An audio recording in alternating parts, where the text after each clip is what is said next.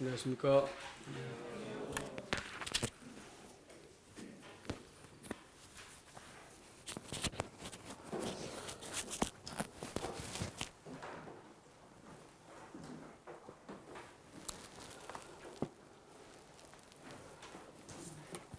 아침에 말씀을 묵상하다가 함께 교제하면 좋겠다 싶어가지고 출애굽기 말씀을 함께 나누겠습니다. 출애굽기 20장 말씀입니다. 20장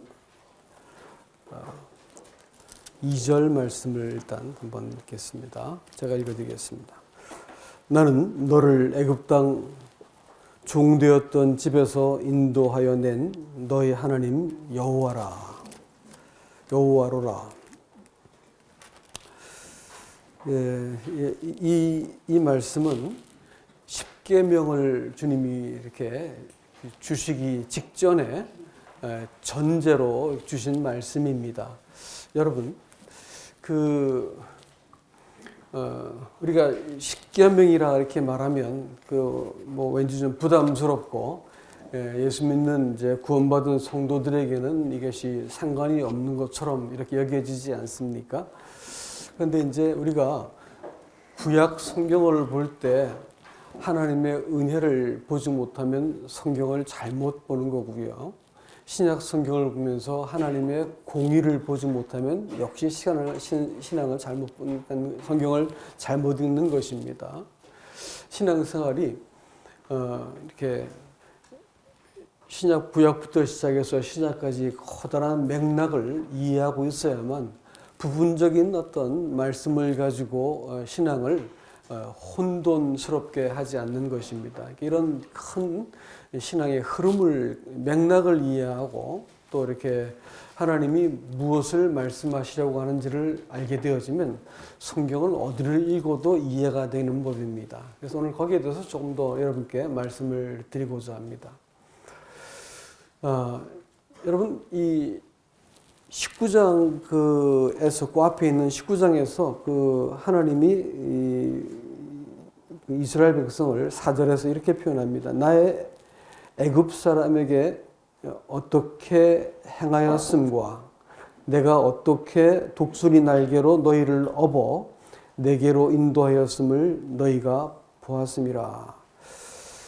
그러니까 이제 구원을 하나님이 설명하시기 위해서 너희를 애굽에서 이끌어내셨다라는 사실을 한 가지 말씀하시고요. 또 하나는 너희를 내게로 독수리의 날개로 이렇게 여기까지 오게 했다. 구원은 결국은 세상 임금의 압제부터 벗어나게 하고 또 이 죄의 어떤 속박으로부터 벗어나게 만드는 이런 한 측면이 있고요. 또 하나는 하나님께 가까이 나가게 만드신 측면이 있습니다. 그래서 오늘 우리 하나님은 백성들을 자기에게 가까이 오게 하셨다라는 말씀을 하고 계십니다. 그리고 이렇게 나오게 하셨으면 되는데 이상하게 막상 시내산 호렙산에서 너희가 그 산에서 나를 섬길 것이다 이렇게 말한 바로 그 산이 이제 호렙산인데 시내산을 말합니다. 이 시내산에서 나를 섬길 것이다 해가지고 시내산에 이스라엘 백성을 데리고 와서 거기에서 이제 율법을 이렇게 말씀하십니다. 그런데 율법을 말씀하시기 전에 백성들이 내게로 오게 하기 위해서 구원하셨다 했는데 내게로 나오지 말라고 말씀하세요. 나오면 죽는다. 거룩하신 하나님을 죄인이 이렇게 이브이로 나가서 대면하려고 그러면 죽는다는 것입니다. 그럼 어떻게 하느냐? 모세와 아론만 올라와라 이렇게 하십니다. 모세와 아론은 지금 백성의 중보자 역할을 하고 있기 때문에 그들만 하나님께서 오게 하셨습니다. 여러분, 이와 같이 십계명을 우리가 이렇게 볼 것 같으면 십계명 자체는 사람으로 하여금 무엇인가 이렇게 구속하고 또 이렇게 하지 못하게 하고 또 이것 하라고 또 이렇게 강요하고 이런 것처럼 보여지지만 성경이 지금 말하는 것은 그렇지 않다라는 것을 우리에게 먼저 보이십니다. 또 십계명은 사람이 계명에서 요구하는 행위를 지켜야만 구원을 받을 것이라는 조건으로 계명을 제시한 것이 아닙니다, 여러분. 십계명은 또 이것 자체가 우리를 구원에 이르게 만드는 어떤 힘이 있다거나 그렇지 않습니다. 다만 네가 구원받아야 될 자라는 것을 깨닫게 만들고 사람으로 하여금 낙심시키고 정죄받아서 그리스도께 오도록 만들어 주시는 것이고 그런 것입니다.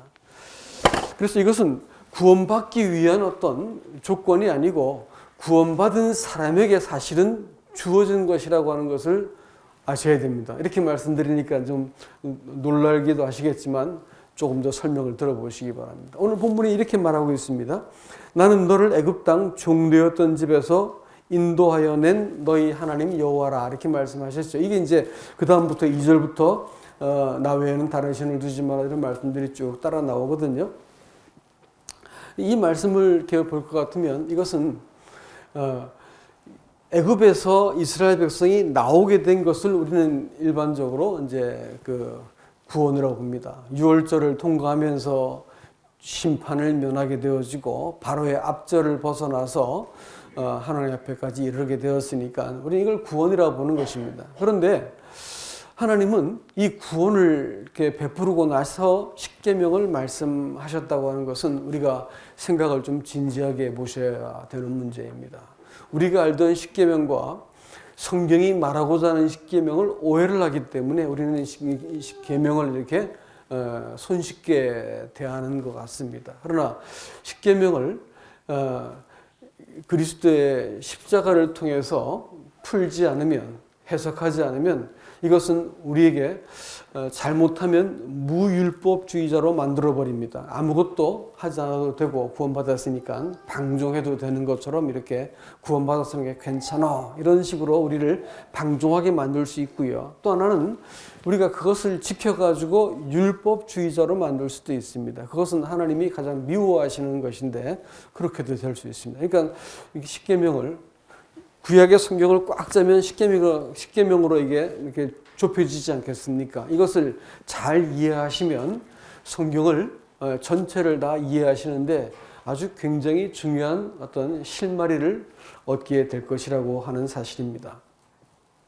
그러면 십계명은 왜 주셨느냐? 우리가 알고 있는 것처럼 하나님의 영광을 조금 십계명을 통해서 보여주셔서 사람을 이렇게 정죄하시고 사람의 죄됨과 사람의 기준을 하나님께서 이렇게 꺾으시고 하나님께로, 예수 그리스도께로 인도하기 위한 것이다라는 것을 알 수 있지만, 그런데 오늘 본문은 뭐라고 말하냐면 내가 너를 구원한 여호와다라는 것을 먼저 보여주세요. 그럼 왜 이렇게 말씀하셨는가라는 거예요. 십계명을 말씀하기 전에 내가 여호와야 라는 말씀을 왜 하셔야 되는 거냐 하는 문제입니다. 그것은 십계명은 지금 하나님과 사람의 관계를 설정하고 있는 것입니다. 계명이라고 말하는 그것은 사람이 지켜야 될 규범이 아니라 하나님과 사람의 관계를 규범하는 것이고, 이 관계 속에서 내가 너를 구원한 여호와야 이렇게 말씀해 주시고 있다고 하는 것입니다. 그러니까 하나님은 먼저 구원해 놓으시고 관계를 요구하신다라는 사실을 알 수 있습니다. 구원받고 나서 이 관계가 설정되지 않고 열심히 하려면 율법주의자가 되는 것이고요. 구원은 받았는데 이만하면 나는 굉장히 선하게 산 사람이야, 난 지금 이만하면 딴 사람보다 선하지 않아? 이렇게 해가지고 관계를 하나님과 설정하기 전에 자기의 행실을 다른 사람과 비교해서 나 괜찮아 이렇게 할 것 같으면 뭐가 될까요? 내가 복음이 됩니다. 자기가 스스로 기준이 된 구원을 헤아리고 있는 것이기 때문에 하나님이 가증히 보시는 것입니다. 그러니까 하나님이 구원하신 목적은 딱 한 가지입니다. 하나님과 관계를 설정하기 위한 것이다 라는 것입니다. 가나안에 들어간다거나, 구원의 목적이 가나안에 들어간다거나 또 내세를 보장받는 문제가 아니고 하나님과 이 온전한 관계를 맺기 위해서 이렇게 불러내신 것입니다. 그리고 이 십계명은 하나님과의 관계를 설정하는 것이고, 이 관계를 네가 동의하느냐라고 했을 때 예, 동의합니다라고 하면 뭐가 될까요? 그건 언약이 되는 것입니다. 그래서 이 계명과 언약을 동시에 주셔가지고 사람이 동의하면 하나님은 그때부터 너를 내가 천국에 보내줄게 이런 말씀하시지 않고 내가 너를 특별한 소유로 삼겠다라고 합니다. 이게 뜻이 뭔 뜻이냐면 문자적으로 그것은 이 왕들이 갖고 있는 가장 소중한 보물을 일컫는 단어입니다. 그러니까 하나님이 가장 소중한 보물을 내가 너를 보물로 삼겠다라는 것입니다. 이 계명을 통해서 관계가 만들어지고 이 관계를 계속해서 지켜나가기 위해서 언약을 세우신 것이거든요. 언약은 믿을 만한 사람하고 맺겠습니까? 믿지 못할 사람하고 맺겠습니까? 두말할 것도 없죠. 잘 아는 사람하고 맺겠습니까? 잘 모르는 사람하고 약속을 하겠습니까? 그것도 두말할 이유가 없습니다. 그래서 하나님은 똑똑히 당신이 누구신지를 자주 이름을 바꾸어 가시면서 상황을 바꾸어 가시면서 자기를 자꾸 계시해 주셨습니다. 그래서 계약을 맺어야 될 분이 누구신지를 똑똑히 알게 만들어 주신 것이지요. 그래서 하나님은 우리를 특별한 소유로 만들어 주겠다. 이 관계가 설정되면 그리고 또 너를 제사장의 나라로 만들겠다. 이렇게 말씀하십니다. 여러분 제사장이라고 하는 것은 죄인들과 하나님 사이를 중재하는 존재입니다. 하나님도 잘 알아야 되고 사람도 알아야만 되는 존재입니다. 그렇기 때문에 연약한 사람 가운데서 제사장이 나온 거겠죠. 예수님께서 대제사장이 되기 위해서는 어떻게 해야 될까요? 사람이 되셔야 됩니다. 사람이 되셔서 사람의 이 모든 생사의 고락과 이것을 다 경험하셔야 됩니다. 그래야만 우리를 중재할 수 있는 분이 되시기 때문에 하나님으로서 육신을 입으신 것이다라는 것이지요. 그래서 제사장 나라가 되게 하겠다라는 것입니다. 그러기 위해서는 하나님은 이 관계를 맺고 나서 자신을 구원받은 성도에게 자신을 부단히 보여주십니다. 하나님을 볼 수 있는 것이 어떤 경로를 통해서 우리가 하나님을 볼 수 있을까요? 나는 하나님께 직통 계시를 받아 하나님께서 내게 말씀하셨어. 이렇게 말씀하시는 분들은 조심하시기 바랍니다. 일단 그것은 그 성경에서 말하는 하나님이 아닙니다. 계시는 성경 말씀으로 히브리서 1장 2절 말씀 한번 읽었는데 1장 2절 말씀에서 계시를 그리스도로 마지막 날에 말씀하셨다 했으니까 더 이상의 계시는 없습니다. 그리고 그 계시는 엄청난 기적이라든지 눈앞에 막 이렇게 벌어지는 희한한 어떤 일들을 통해 가지고 저 사람이 저렇게 말을 하는 걸 보고 또 저 사람이 귀신같이 내 과거를 알아맞추는 걸 봐서 야 대단한 사람이구나. 저 사람이 하는 말은 하나님 말씀과 같은 레벨에 있구나. 뭐 이래 가지고 그 사람을 이렇게 무슨 그 영매같이 하나님 말씀을 대언하는 사람같이 이렇게 만드는 것이 요즘 이 기독교의 현상입니다. 여러분 매우 조심하셔야 됩니다. 하나님은 그렇게 말씀하시는 법이 없고 오직 지금은 조명하심과 교제를 통해서만 알려주십니다. 다시 말하면 기록된 말씀을 통해서 하나님께서 당신의 때에 맞는 말씀을 우리에게 보내주십니다. 그리고 또 은사를 따라서 함께 교제하는 사람들이 그 말씀을 때에 맞게 대언해 주십니다. 그리고 성도들과 교제를 통해 가지고 하나님이 저 형제 그 자매의 어떤 교제를 통해서 예수 그리스도를 볼 수 있게 만들어 주십니다. 이렇게 해서 우리가 하나님을 알게 만드는 것이지 무슨 새로운 계시를 받았다 그러면 얼른 그런 사람들과 거리를 두셔야 됩니다. 나는 우리 영혼이 망해 버리니까요. 그래서 하나님은 우리를 제사장으로 이렇게 삼아 주셨습니다. 그리고 이 언약의 관계 안에서 그 첫 번째 이제 1절 말씀부터 볼 것 같으면 언약의 관계에 보면 나 외에 다른 신을 섬기지 말라 했지만 여러분 그 본문을 읽어보면 네가 다시는 다른 신들을 섬기지 않게 될 것이다 라고 이렇게 되어 있습니다. 그러니까 이것은 이 관계가 바로잡히면 행위는 따라오는 것이고 관계가 바로잡히면 사람이 그렇게 행할 수 있게 만들어 주겠다고 하는 것이 십계명의 메시지입니다. 이게 계명은 단순한 이렇게 율법 조항의 나열이 아니라 하나님께서 하나님과의 관계를 설정하고 공동체와의 관계를 또 이렇게 바로잡기 위해서 주신 것입니다. 그래서 이 말하자면 율법은 뭐냐면 정신과 같은 것입니다. 십계명은 헌법과 같고 정신과 같은 것입니다. 그래서 이제 계명을 하나하나 읽어 나가면 느끼게 되는 것이 하나님에 대해서 이런 태도를 취해야 되는 것이나, 성경을 보면서 여러분 뭐 이렇게 컴퓨터 게임 하지 말라 하는 말이 성경에 나오지 않지 않습니까? 근데 이런 이제 그 세부조항, 계명이라든지 율례라든지 이렇게 밑으로 내려갈수록 율법이라고 하는 것은 이렇게 시행령을 말하고, 율법이라고 하는 것은 정신을 말하는 거예요. 그러니까 그 계명이라고 하는 건, 십계명은 그런 것입니다. 십계명을 잘 이해하시면 나머지는 이렇게 알 수가 있는 것이죠. 여러분, 십계명이라고 계명이라고 말하는 것은 헌법에 여러분 무슨 그 강제 조항 같은 게 있습니까? 그 헌법은 그런 게 없어요. 헌법은 정의만 해놓습니다. 그러나 이제 그 시행령으로 간다든지 법률로 내려가면 그것이 무엇을 하라 말라는 어떤 구체적인 행동 지침이 나오게 되어 있거든요. 그러니까 이제 이 헌법을 잘 알면 나머지는 훨씬 이제 쉬워지는 것이다라는 것이죠. 여러분, 하지 말라, 성경은 하라, 하지 말라, 십계명이 그와 같은 이제 두 가지 명령으로 우리에게 주어져 있습니다. 그렇지만 이 하라라고 말하는 그것은 하나님과의 관계에 대해서 그게 가장 합당한 그 길을 제시해 주신 것이고요. 하지 말라라고 말하는 것은 사람에 대해서, 공동체에 대해서 그렇게 하는 그것은 공동체를 파괴하는 것이기 때문에 경계선을 만들어 준 것이다. 이렇게 보셔야 되는 것입니다. 그러니까 그 율법은 사람을 억압하는 것이 아니라 사실은 그 원리 안에서 사람을 사람으로 대우하고 사람을 사랑하고 이웃을 여기고 또 이용해 먹고 또 지배하려는 대상으로 삼지 않는다는 의미입니다. 그렇게 하기 위해서 하나님께서 가장 기본적인 그 원리를 제시해 주신 것이고요.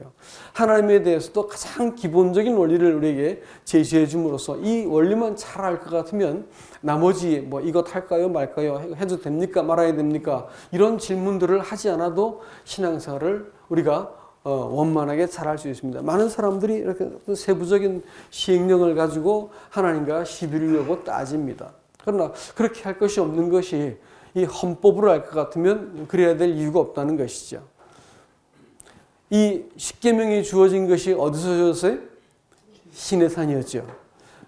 얼마 만에 주어졌을까요? 석 달째라 그랬는데 횟수로 계산하면 이 50일째입니다.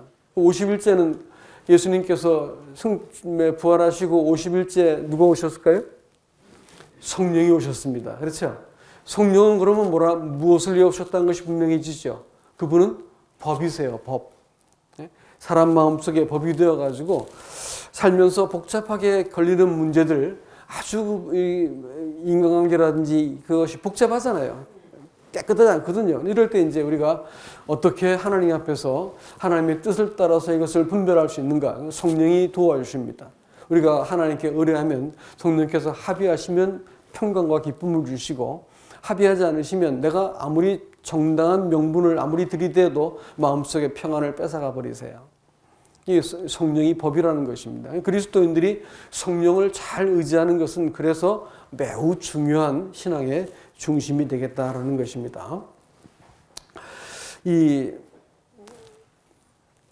십계명에서 조금만 그 설명을 더 드리겠습니다. 제가 뭐 길게 하진 않겠습니다.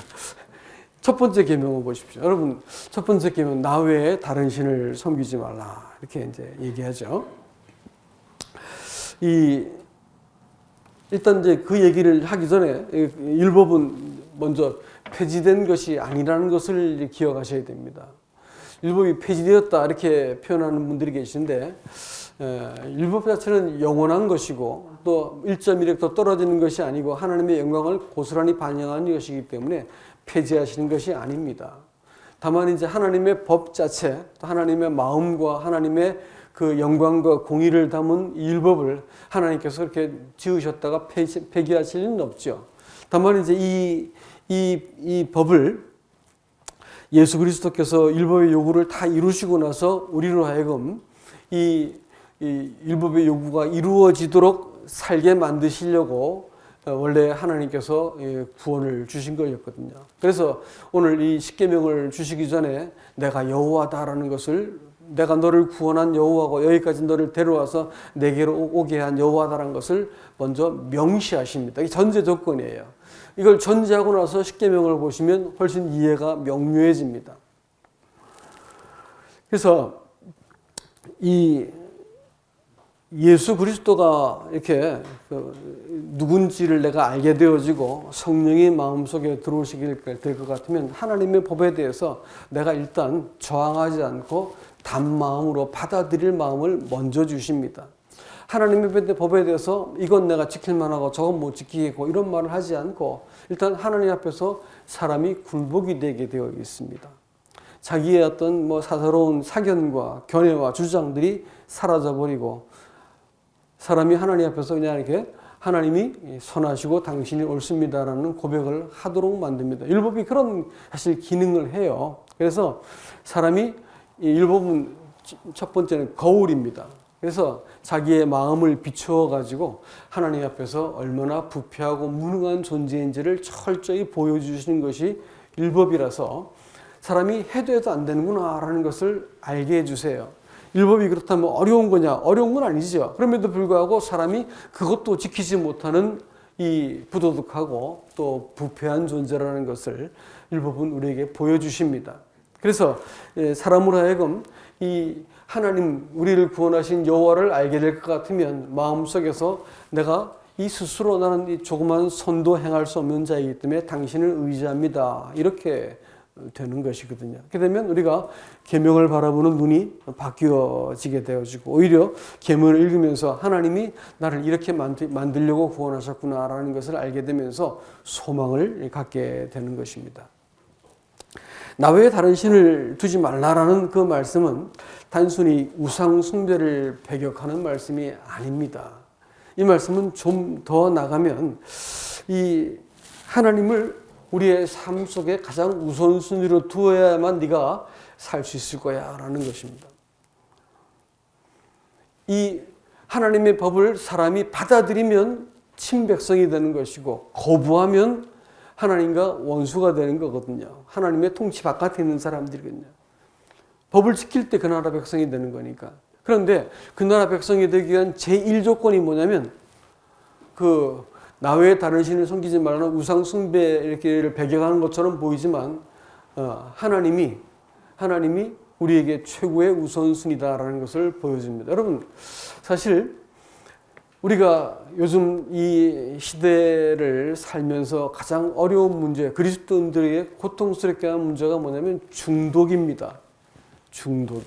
그러니까 좀 이상하게 들릴지 모르겠지만 술이나 담배나 컴퓨터 게임이나 스마트폰이나 이게 이제 사람을 중독시킨다고 하는 것을 여러분 기억하셔야 됩니다. 중독이라고 말하는 것은 자기가 하고 싶어 하는 것이지만 나중에는 하기 싫어도 안 할 수 없는 것을 중독이라 부르는 거예요. 나중에 우리가 처음에 자유하다고 생각해서 시작했는데 우리의 자유를 송두리째 뺏어가는 것입니다. 여러분 요즘 쇼츠라는 게 있더라고요. 쇼츠. 뭔지 아시죠? 이게 내가 이걸 멈추고 싶어서 멈춰지던가요? 잘 안 되더라고요, 저는. 여러분들은 모르겠는데 잘 안 된다. 저는 안 돼요. 그래서 저는 딱 붙잡자마자 하나, 둘, 세 가지고 13면 딱 멈추려고 합니다. 이게 잘 안 멈추시더라고요. 이게 순간적으로 11문제 넘어가 버려요. 다시금 하나, 둘, 세 가지고 이제 이만하면 됐다 싶어서 끄죠. 그런데도 상당히 많은 시간을 뺏긴 걸 봅니다. 요즘은 좀 꾀가 나가지고 쇼츠를 보려고 하다가 얼른 멈추고 이제 이렇게 유튜브를 꼭 봐야 될 부분이 있으면 볼 때 얼른 안 보고 이렇게 동그라미 쳐가지고 뭘 말하는지 얼른 썸머리한 것을 읽어보고 넘어가죠. 꼭 중요한 거 아니면 제가 보질 않습니다. 중독이라고 말하는 그것은 사실은 하나님보다 자기의 욕망과 입장과 권리를 앞세우기 때문에 중독이 허용되는 것입니다. 그리스도인들이 이런 점에 있어가지고 하나님을 삶의 우선순위에 두지 않을 것 같으면 신앙은 뒤죽박죽이 됩니다. 자기 멋대로 가치 체계가 조정되어 버리게 될 것이고 신앙생활이 무지하게 낯설게 되어지고 하나님 믿는 것은 자기의 이해되는 체계 안에서만 하나님을 믿으려고 들 뿐입니다. 성경에서 말하는 이 하나님에 대해서 잘 알지 못하게 되어지는 결과가 일어날 겁니다. 그래서 예수를 믿으면 믿을수록 신앙이 편중되거나 아니면 비인격적이 되는 결과가 나타날 겁니다. 그러나 나 외에 다른 신을 섬기지 말라라고 말씀하신 그것은 하나님을 삶에 있어서 가장 우선순위로 두는 것이 네가 이 땅에서 영생을 살아가고 영원히 남는 삶을 살 수 있는 유일한 길이다라는 것입니다. 사실 하나님이 우리를 지으셨고 우리는 하나님의 것이고 또 이 하나님에 의해서 우리가 지금 삶이 유지되고 있고 나중에 하나님이 우리를 심판하실 거 아닙니까? 우리는 다 하나님 안에 있는 사람들입니다. 그런데 우리가 삶을 하나님 위에 내가 가질 수 있는 권리와 욕망을 앞세우기 시작한다 할 것 같으면 그건 하나님 보시기에 부당한 삶이 되는 것입니다. 살수록 하나님 앞에 계산할 것이 많아지는 인생이 되겠지요. 이런 점에 있어가지고 나 외에 다른 신을 두지 말라라고 하는 것은 삶의 우선순위의 문제입니다. 또 하나님을 형상을 만들지 말라는 것도 마찬가지입니다. 하나님을 비인격적인 존재로 만들지 말라는 거예요. 나는 믿었으니까 구원받았다라고 말하는 것은 하나님을 비인격적인 존재로 만드시는 겁니다. 하나님은 관계를 원하시는데 이 사람은 자격을 말하는 거예요. 나는 믿었으니까 구원받았다는 것이죠. 난 이만큼 행위를 했거나 이만한 체험을 했기 때문에 구원받았다는 것입니다. 비인격적인 관계입니다. 인격적인 관계는 그렇지 않습니다. 우리가 하나님께서 우리의 우리가 생각한 어떤 틀이 있어요. 그 틀 속에 하나님을 집어넣는 거 가지고 우상이라고 부릅니다.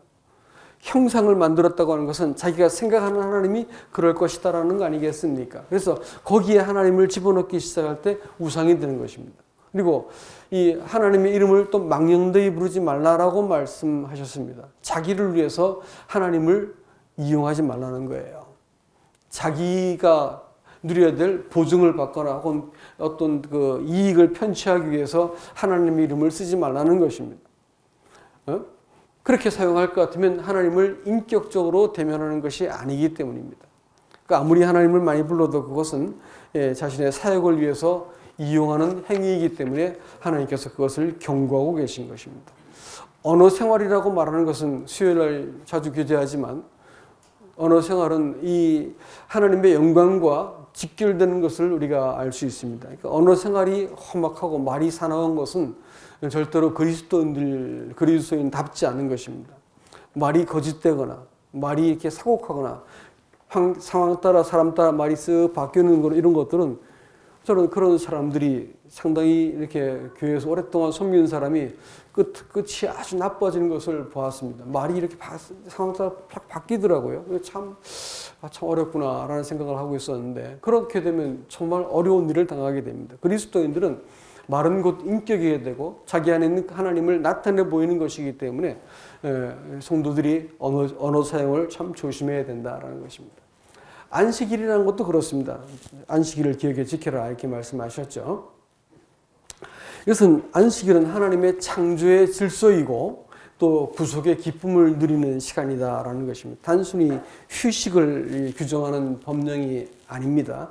하나님과 교제 안에서 영적인 재충전을 얻도록 배려하신 하나님께서 거룩하게 구별하신 날인 것입니다. 여러분 오늘날 세대가 직면하고 있는 커다란 문제가 뭐냐면 번아웃입니다. 지친다 이게. 쉬고 싶다 이게. 또 가혹하게 자기를 이렇게 소모시키고 착취합니다.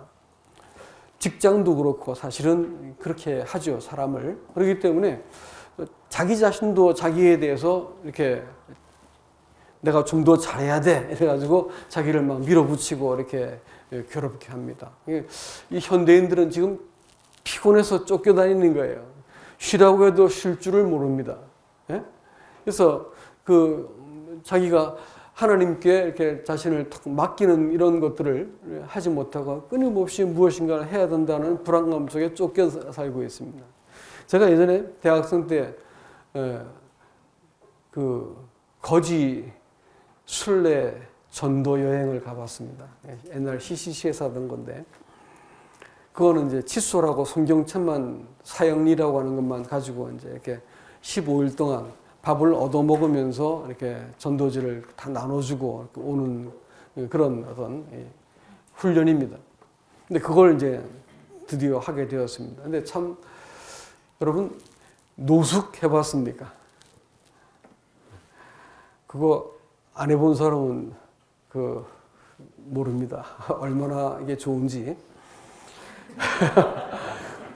비가 오는데 이렇게 아무도 없는 그 아스팔트 바닥에 이렇게 누워 있는데, 여름날에 뜨뜻한 그 열기가 올라오고 비를 맞는데도 이렇게 막 설명할 수 없는 자유가 막 찾아옵니다. 갈 데도 없고 오라는 데도 없고 해야 될 일도 없고 어떤 밥만 얻어먹으면 되는 거예요. 얻어먹고 나면 세상 편하더라고. 근데 원하는 데서 자고 가고 싶으면 가고 뭐 이렇게 해가지고 공주에서 김천까지를 걸어갔어요. 근데 야, 이래서 노숙한가 보다 생각이 들 만큼 어떤 설명할 수 없는 자유가 있더라고.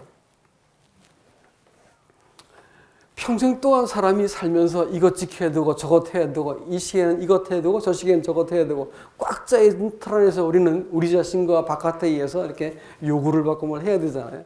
근데 어느 날 그렇게 하지 않아도 된다는 것을 알기 시작할 때 사람이 자유롭게 되는 거거든요.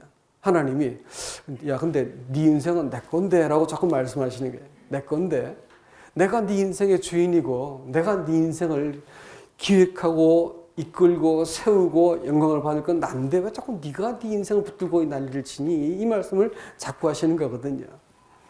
안식이라고 말하는 것은 이 마지막 시대에 심지어는 그리스도인조차 안식하지 못하고 살고 있는 우리들에게 하나님께서는 하나님과의 관계를 재규정하시고 그리스도 안에서 쉼을 가지고 마땅히 우리가 하나님의 생명으로서 살 수 있기 때문에 내가 그렇게 했다가 큰일 날 것 같아 보이는데 괜찮습니다, 여러분.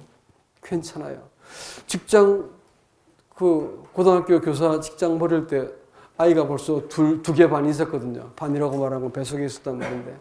이게 쉬운 일이 아니더라고요. 그 직장을 내려놓는 것인데. 근데 하나님을 가만히 생각하니까 괜찮겠다는 믿음이 찾아왔습니다. 하나님이시기 때문에. 내 인생에 대해서 소유하시고 주관하시는 분이 하나님이기 때문에 괜찮겠다라는 생각이 들어서 결정을 했습니다. 그리고 지금까지 한 번도 굶은 적은 없습니다. 그리고 또 뭐 부자가 된 적 없지만 가난하지도 않았고요. 하나님께서 제 인생을 이렇게 충분히 제가 어느 날 제가 같은 사범대학교 졸업했던 그 선생 하나가 교장 했었거든요. 근데 그 사람 그 글이 신문에 올라온 게 봤어요. 근데 그 신문에 뭐라고 썼냐면 내 아이를 밑에 두 아이를 대학을 공부 못 시킨 것이 제일 가슴이 아프다. 뭐 이렇게 지금같이 이제 학자가 문제하는 것도 없었던 시기니까 제일 가슴 아프다. 뭐 이렇게 이제 인생을 돌아보면서 이렇게 회고담을 썼어요. 근데 저는 비단지고 애들 4명 다 대학 졸업시켰어요. 하나님이 때에 맞게 다 인도하셨습니다. 여러분, 인생이라고 말하는 것은요, 자기 것이라고 생각하면 지켜야 되잖아요. 어떻게 하는지 성취해야 되잖아요. 하나님 것이라면 어떻게 해? 하나님 것으로 내가 살겠습니다. 이렇게 하고 나면 살면 살수록 견고하고 거기 또 안정감이 있고 품위가 생기고 그런 것이 아니겠습니까? 하나님 것이니까요. 우리가 이 안식일을 우리에게 말씀하신 하나님은 인생을 네 것으로 살지 말라라고 하는 하나님이 관계를 새롭게 규정하시고 하나님 것으로 삶은 이 복된 자유를 네가 누리라라고 우리에게 말씀하고 있습니다. 대인계문도 그렇습니다. 부모를 공경하는 것은 모든 관계의 근본입니다. 자식이 부모에게 함부로 대하는 것은 일단 사람이 안 된 겁니다. 딴 거 다 안 두고 자식이 부모한테 함부로 대하는 것은 사람이 안 된 거예요. 뭐 두말할 것도 없고 모든 관계의 기본입니다. 그래서 그것은 뭐 하나님뿐 아니라 유교에서도 마찬가지로 해야죠. 자기를 가장 고통스럽게 낳아서 길러서 견디고 키워줬는데 그분과의 관계가 깨어져 있다 할 것 같으면 이것은 두말을 변명할 여지가 없는 거예요. 그래서는 안 되는 거예요. 무조건 존중히 얘기해야 됩니다. 이것은 가장 중요한 부분이고요. 그다음에 살인하지 말라, 간음하지 말라 이런 것을 말씀하신 그것은 하나님이 지으신 생명에 대해서 또 가정에 대해서 하나님이 존중히 여기시기 때문에 너희도 그래야 된다라는 것을 우리에게 보여주십니다. 이것이 하나님의 사람으로서 이 세상과 더불어 또 공동체와 더불어 어떤 관계를 맺어야 될지를 우리에게 보여주시는 것이다. 이렇게 말씀하십니다. 그리고 이 살인하지 말라, 간음하지 말라라는 거 특별히 이 말씀에 대해서는 하나님께서 마음의 동기까지 캐물으세요. 미워하는 것은 살인하는 것이다. 이렇게 이제 말씀하셔서. 왜냐하면 사람의 마음의 동기가 결국은 행위로 나타나기 때문에 하나님께서 그것은 반드시 물어야 됐던 것이죠. 또 도둑질을 금하신 것은 타인의 소유를 존중히 여기라, 노동의 가치를 존중히 여기라라고 하는 말씀하신 것이고, 거짓 증거를 하지 말라고 하신 것은 공동체, 관계의 인간관계의 신뢰가 깨어져 버리면 이 세상에서 더 이상 살 수 없기 때문에 그렇습니다. 그러니까 이 계명은 정말로 우리의 삶을 품위 있고 격조 있고 사람답게 살 수 있게 만드는 하나님이 그어주신 울타리예요. 그 보호 아래에 있으면 사람이 사람답게 산다는 것입니다. 이것을 살나라고 말씀하지 않고 살 수 있게 만들겠다는 거예요. 그래서 뭐예요? 내가 여호와다라는 것을 먼저 말씀해 놓고 계명을 말씀하셨다는 것은 굉장히 중요한 이 선후관계입니다. 이 전제를 이해하지 못하면 사람들이 자기가 스스로 지켜야 되면 뭐가 될까요? 율법주의. 또 이 하나님을 배제하고 나면 밑에 이 계명 자체를 배제해 버리면 방종주의가 됩니다. 이단이죠, 그건. 그래서 이 율법은 이 지켜라가 아니라 지킬 수 있게 될 것이다라는 하나님의 선언이라고 하는 것을 우리가 기억하셔야 됩니다. 그래서 말씀을 문맥을 따라 쭉 읽으니까 갑자기 그 말씀이 눈에 쑥 들어오는 거예요. 아, 이게 이렇게 되는 거구나. 이게 이해가 되면서 함께 교제하기를 원했던 것입니다. 이제 다만 이 법이 어떤 언약을 따라서 이 법에 내가 접근하는가에 따라서 결과도 천지 차이가 됩니다. 내가 옛 언약을 가지고 사람이 최선을 다해서 이것을 지켜야 된다는 입장으로 접근하면 반드시 멸망당하게 되어 있고요. 계속 반복된 정죄감에 의해서 신앙을 잃어버리게 될 것입니다. 그러나 반대로 또 예수 그리스도 안에 있는 이 구속을 통해서 또 우리 안에 그 구속을 근거해서 보내신 성령을 의지해서 우리가 이 문제들을 바라보고 하나님께 의뢰할 것 같으면 우리가 지금 그렇게 살 수 있도록 내가 만들어주겠다라고 말씀하시는 것입니다. 말씀을 이제 맺고자 합니다. 여러분, 율법은 1.1획도 안 바뀌는 거 꼭 기억하시기 바랍니다. 구약 성경을 보면서 이렇게 이거는 나하고 상관없어 이렇게 본다면 여러분 성경을 잘못 보신 거예요. 성경을 보시면서 이 명백한 이 선후관계를 제시하고 있지 않습니까? 우선순위가 제시되고 또 하나님이 내가 여호와라는 것을 구원한 여호와라는 것을 말씀해 주시고 나서 계명을 주셨으면 이 계명의 모든 그 계명을 이렇게 성취하실 주권자가 누구실까요? 하나님이십니다. 그때 그리스도인들이 내가 잘 믿었어라는 믿음을 붙들고 있으면 신앙은 사실 자기를 기만하는 것이 되는 것이고요. 또 나를 이렇게 구원하신 하나님을 주목하게 될 것 같으면 우리는 늘 하나님 앞에 겸비하고 또 감사함으로 그 경외함으로 하나님을 대면할 수 있는 관계가 설정되는 것입니다. 그리스도인들이라고 말씀하신 분들과 얘기를 나눠보면 중심에 하나님을 경외함이 있는 분이 계시고 자기가 믿고 있는 믿음에 대한 확증이 큰 분이 계세요. 이건 참 우리가 잘 살펴보셔야 됩니다.